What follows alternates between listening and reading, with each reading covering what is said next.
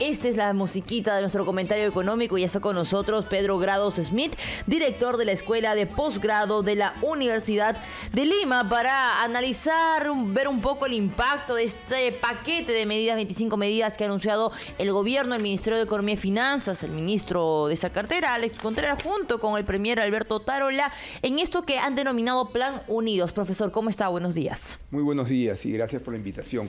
Sí, efectivamente, el día de ayer se anunció este nuevo plan, que es un plan orientado al sector privado, a diferencia del que fue anunciado hace 2 semanas, que era más gasto público y que incluso consideraba bonos, es decir, dinero directo para algunos sectores. Y ahí sí van a percibir una cierta mejora los que reciban por única vez este bono adicional. Acá, si bien se habla desde la micro y pequeña empresa, MIPES, hasta la gran empresa, la verdad que el efecto nunca es inmediato. Hay que llevar adelante las medidas, hay que ver cómo se canalizan. ¿Cuánto tiempo toma? Depende, ¿no? Hay algunos temas que sí pueden ser inmediatos, como por ejemplo hay la idea de comprar 1 millón de kits educativos. Esto sí va orientado a la micro y pequeña empresa en la medida que el Estado tenga una convocatoria, igual tomará 1 o 2 meses, pero en el tema de los grandes proyectos tiene que ver con 2 efectos. Tiene que ver primero con cambiar la forma de pensar, tratar de bajar el nivel de pesimismo o incrementar el entusiasmo, porque esa variable psicológica es muy importante en cualquier economía del mundo. Hay una rama de la economía que se llama economía del comportamiento, que es una mezcla de la psicología con la economía. Tiene sentido, entonces.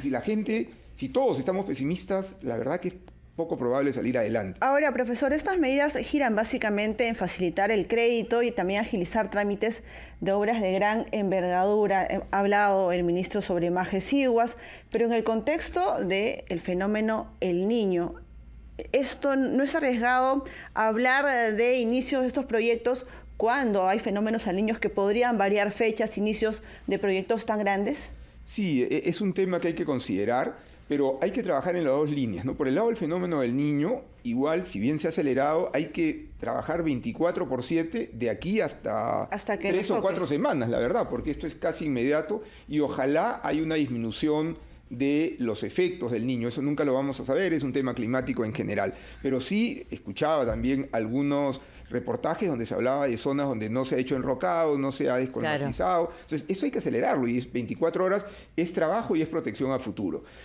Cuando hablamos de proyectos en el norte, sí tenemos problemas. Por ejemplo, Chavimochi, que está en el norte, habría que trabajar toda la parte de implementación del proyecto, de aceleración, pero probablemente no se puede hacer obra hasta marzo, ¿no? Ahora, en el caso del sur, Majesiguas, que ha tenido muchos problemas, ahí sí se puede avanzar más rápidamente porque más bien no van a haber tantas lluvias según todos los indicios. Ahora, lo otro que es importante es que el crédito no es del gobierno a la MIPE. Entonces es muy importante que el gobierno, el Ministerio de Economía, el Ministerio de Producción, el Ministerio de Agricultura se sienten realmente con los gremios empresariales y le digan, gremios empresariales, no hablo de la gran empresa, hablo de la micro y pequeña empresa, y le digan, miren, a ver, lo vamos a hacer de esta manera, lo vamos a acelerar, o incluso hay 2 medidas que no he escuchado y que pueden implementarse. Una especie de adelanto con respecto al crédito definitivo, donde el gobierno, el Estado asume el riesgo dada esta situación de emergencia, y por otro lado se implementan a veces sistemas de garantía, es decir, como el dinero le da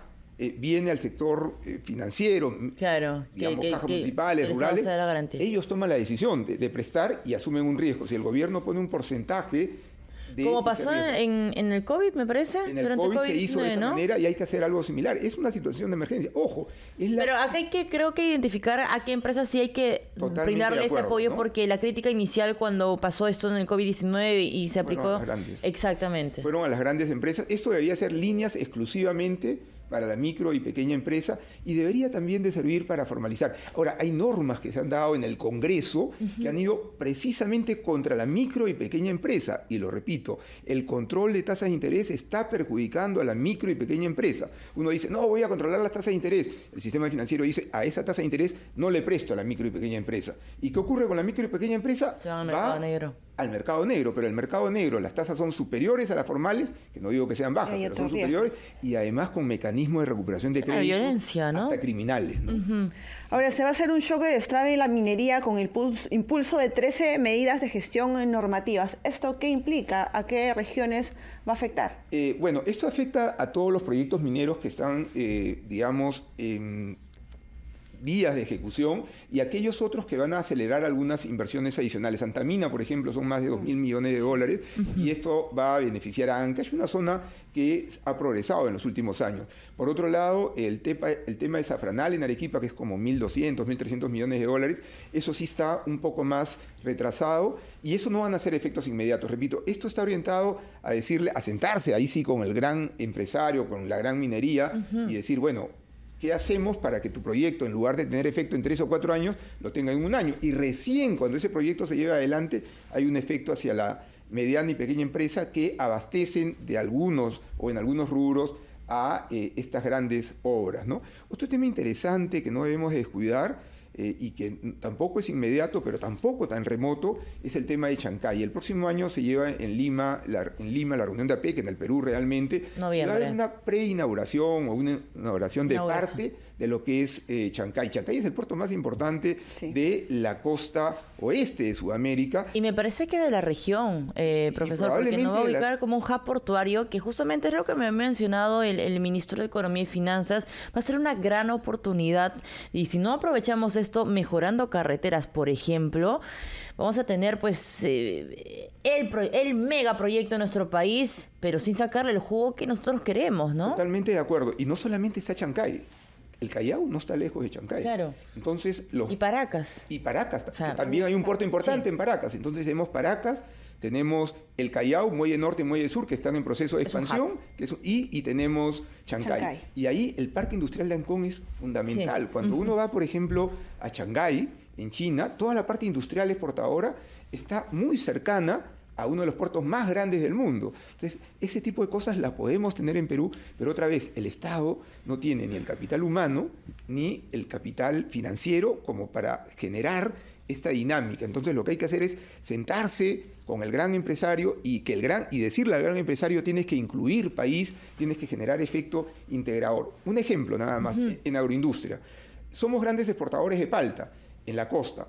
Y lo hemos comentado algunas veces, hay zonas en Huancavelica, en Ayacucho, que producen palta en otras temporadas del año. En la medida que ya tienes o tenemos a un exportador que está conectado con el mundo, hay que tocarle la puerta, hay que darle capacitación al pequeño agricultor en la sierra peruana y decirle, mira, tu palta puede venderse en Francia o en China. Exacto. Si no se hace eso, se va a sentir que la recuperación, que ojalá se dé, va a estar orientada a las grandes empresas y a la exportación.